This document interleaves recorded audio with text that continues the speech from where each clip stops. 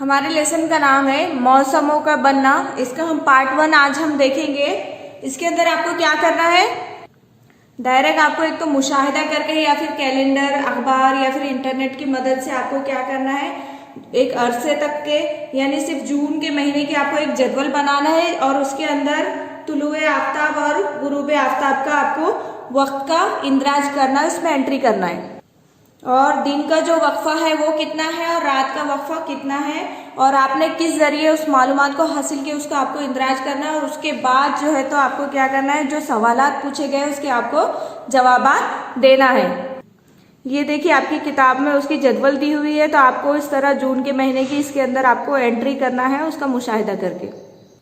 और उसके बाद जो नीचे सवालात दिए हैं उसके आपको जवाब देना है कि जदवल के इंदराज के मुताबिक सबसे बड़ा दिन कौन सा है और रात के अरसे में हर रोज़ कौन सी तब्दीली दिखाई देती है और अंदाज़ा लगाइए कि ये तब्दीली किस वजह से होती है।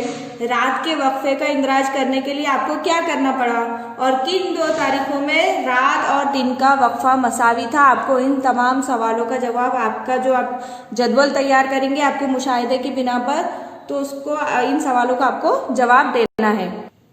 और इस जदवल में आप मालूमात जब भर देंगे तब आप उस पर गौर करेंगे कि 19 से 28 जून के दौरान रात और दिन की जो तवालत में होने वाली फ़र्क है उसका आपको अंदाज़ा हो जाएगा कि दिन और रात में कितना, मतलब दिन कितना बड़ा हो रहा है, रात कितनी बड़ी हो रही है, या फिर दिन छोटा हो रहा है, रात छोटी हो रही है, इसका आपको अंदाज़ा हो जाएगा। और ज़मीन को अपने महवर पर एक गर्दिश मुकम्मल करने के लिए 24 घंटे लगते हैं। कितने? 24 घंटे। अपने महवर पर एक गर्दिश मुकम्मल करने के लिए ज़मीन को 24 घंटे दरकार होते हैं। ज़मीन अपने महवर पर मगरिब से मशरिक़ की सिमत गर्दिश करती है। ज़मीन की इसी महवरी गर्दिश की वजह से हमारे लिए दिन की शक्ल में वक्त का शुमार करना मुमकिन होता है। ज़मीन की इस महवरी गर्दिश की वजह से हमें जो है तो वक्त का शुमार करना दिन की शक्ल में जो है तो मुमकिन होता है। और सूरज का निकलना, सूरज का गुरूब होना, दोपहर या फिर गुरूब आफ्ताब, ज़वाले आफ्ताब, उसी तरह दिन की जो तवालत है यानी दिन कितने बड़े हो रहे हैं और रात की तवालत यानी रात कितनी बड़ी हो रही है। जैसे दिन के मुख्तलिफ जो पहर है उसका हमें इल्म होता है ज़मीन की इस महवरी गर्दिश की वजह से।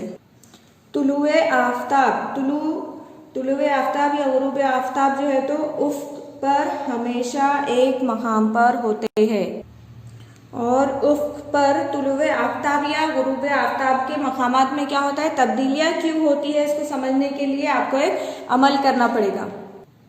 ये देखिए आपको किताब में एक अमल करने के लिए दिया हुआ है, यहाँ पर साए का तजुर्बा करना है आपको और इस तरीके से आपको जो है तो एक मेज़ के एक तरफ जो है तो बड़ा सा कागज़ चिपकाना है और दूसरे जो है तो मेज़ के सामने के हिस्से में एक टॉर्च इस तरह रखिए कि बिल्कुल साकित रहे। ये ऐसी आपको इस तरीके से टॉर्च रखना है और ऐसे इस तरीके से रखना है कि वो बिल्कुल हिले भी ना, वहीं पर रहे।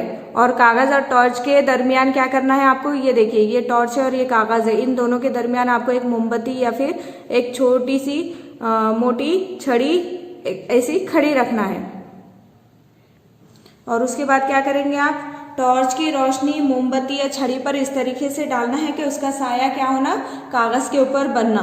और मोमबत्ती या छड़ी का साया कागज़ पर जिस मुकाम पर पड़ेगा वहाँ आपको पेन से निशान लगाना है। और फिर उसके बाद आप क्या करेंगे, कागज़, मोमबत्ती और छड़ी के साथ मेज़ को आहिस्ता आहिस्ता एक तरफ से दूसरी तरफ सरकाएंगे, ठीक है। और फिर कागज़ पर पड़ने वाले साए का फिर से आपको मुशाहिदा करना है और साए के मकाम में होने वाली जो तब्दीली है उसका भी आपको इंदराज करना है, दर्ज करना है, एंट्री करना है। और ये जो आप अमल करेंगे, इस अमल में आपको मेज़ के मकाम की तब्दीली से जो बनने वाले साए के मकाम में होने वाली तब्दीलियों का आपको अंदाज़ा हो जाएगा। ज़मीन पर अगर साल भर हम सूरज के मकाम का मुशाहिदा करें तो हमें सूरज के तुलू और गुरूब होने के मकामात की तब्दीलियों का अंदाज़ा होगा। ये तब्दीलियाँ किस वजह से होती है, इसको भी जो है तो आपको एक अमल करना है, एक सरगर्मी करना है, उसकी वजह से आपको ये समझ में आएगा। ये देखिए आपको और एक अमल यहाँ पे किताब में बताया हुआ है, इस तरीके से आपको वो करना है। 5 से 6 फीट लंबाई की एक मोटी लकड़ी लेना है आपको और ये लकड़ी एक ऐसी दीवार के करीब आपको थोड़े फासले पर जहाँ साल भर तुलुए आफ्ताब के वक्त सूरज की शुआएं पड़ती हो, आपको वहाँ पे नस्ब कर देना है, ठीक है। यानी जब सूरज जब निकलता है तो आपको ऐसी जगह ढूंढना है जहाँ पर सूरज निकलने के वक्त उसकी रोशनी वहाँ पर पड़नी चाहिए, उसकी शुआएं वहाँ पर पड़नी चाहिए। लकड़ी साल भर उसी मकाम पर नस्ब रहे, इस बात पर आपको खुसूसी तवज्जो देना है कि वो लकड़ी साल भर उसी मकाम पर रहे। और मुशाहिदे के बाद क्या करना है आपको, लकड़ी के साए की जगह लकीर खींचकर तारीख दर्ज करनी है आपको। फिर उसके बाद साए के मकाम पर होने वाले फ़र्क के फासले की आपको पैमाइश करके उसका भी इंदराज करना है, उसे भी दर्ज करना है, एंट्री करना है। और इस सरगर्मी के अरसे के दौरान उफ़्क़ पर तुलुए आफ्ताब या गुरूब आफ्ताब के मकाम का भी आपको मुशाहिदा करना है।